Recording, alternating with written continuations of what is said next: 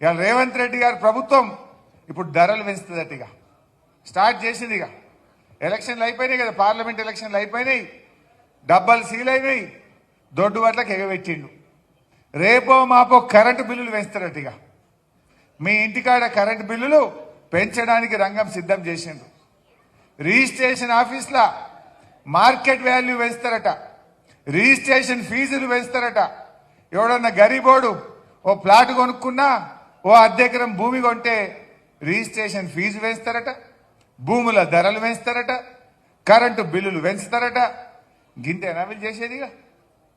అంటే ఒకవైపు ఏమో కోతలు, ఇంకొక వైపు వాతలు.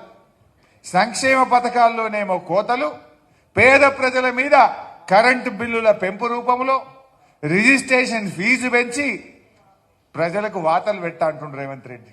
మరి మనం అందరం కలిసి గ్రాడ్యుయేట్ ఎమ్మెల్సీలో గట్టిగా ఆయనకు సురుకు పెడితే గప్పుడు సోయికి వస్తుంది ఈ గవర్నమెంట్ అని చెప్పి నేను మనవి చేస్తా ఉన్నా.